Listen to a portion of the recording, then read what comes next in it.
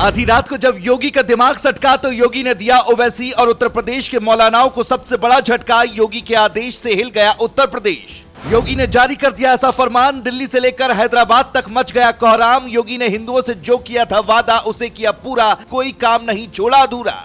योगी के पास आया सीधे मोदी का फोन, 10 मिनट तक हुई दोनों की बातचीत। योगी को मिली बड़ी जिम्मेदारी, मोदी ने कर दिया सबसे बड़ा ऐलान। मौलानाओं की जान शामत पर आ गई है, अब कौन सी मस्जिद और मजार गिरा दी जाएगी कोई कुछ नहीं कह सकता। योगी आदित्यनाथ जब गुस्सा हुए तो उन्होंने पल भर में ऐसा फैसला सुना दिया कि हैदराबाद में बैठे असदुद्दीन ओवैसी की भी रूह कांप गई। योगी आदित्यनाथ ने इतना खतरनाक प्लान तैयार किया जिसको सुनकर मौलानाओं की जान आफत में आ गई। किसी को अब कुछ समझ नहीं आ रहा कि आखिर योगी आदित्यनाथ से कैसे बचा जाए। उत्तर प्रदेश में योगी हमेशा शांति व्यवस्था की बात करते हैं, लेकिन जब मौलाना ने योगी आदित्यनाथ को उंगली की तो योगी आदित्यनाथ ने भी दिखा दिया कि वो हिंदुत्ववादी छवि के इकलौते ऐसे मुख्यमंत्री हैं जो मुसलमानों के वोट बैंक के पीछे नहीं भागते।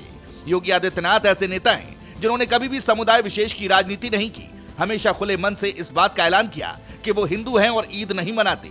लेकिन इसके बावजूद कुछ लोगों को समझ नहीं आ रहा था कि ये बाबा का प्रदेश है और यहाँ पर अगर माहौल बिगाड़ेंगे तो बाबा की पुलिस अलग माहौल बनाकर लठ बजा देगी।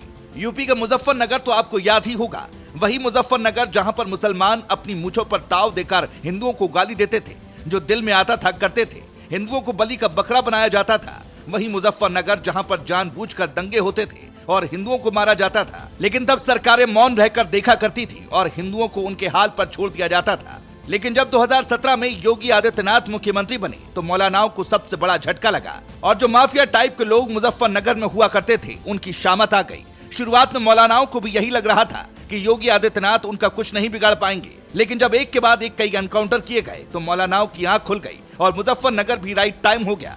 याद हो कि 2022 के विधानसभा चुनाव के दौरान योगी आदित्यनाथ ने कहा था कि चुनाव के नतीजे आने दो, यहाँ के लोगों की गर्मी शांत हो जाएगी। योगी आदित्यनाथ जैसे ही मुख्यमंत्री बने सच में गुंडे और माफियाओं की गर्मी शांत हो गई और आज मुजफ्फरनगर से पलायन नहीं हो रहा है, बल्कि पलायन करने वाले लोगों का पलायन वहाँ से हो रहा है। योगी आदित्यनाथ ने पिछले साल जहां से गुंडों और माफियाओं को चेताया था, वहीं योगी आदित्यनाथ फिर पहुंचे।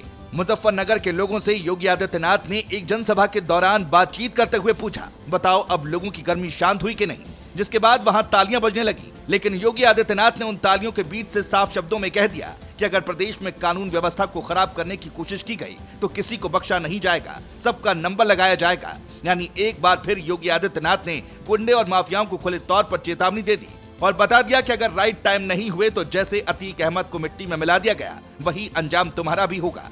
बताया तो यहाँ तक जा रहा है कि योगी आदित्यनाथ ने इस बार पुलिस वालों को खुली छूट दे रखी है कि वो किसी भी तरह से उत्पात मचाने वालों को ना बख्शे और सख्त से सख्त कार्रवाई की जाए, बुलडोजर चलाया जाए। लेकिन जैसे ही योगी आदित्यनाथ ने मुजफ्फरनगर से इस बात का ऐलान किया, मौलानाओं की जान हलक में आ गई। असदुद्दीन ओवैसी का माथा भी तनक गया, क्योंकि कुछ दिनों पहले ही योगी आदित्यनाथ ने साफ शब्दों में कहा था कि अवैध तरीके से बनाए गए मदरसों और मस्जिदों को भी तोड़ा जाएगा।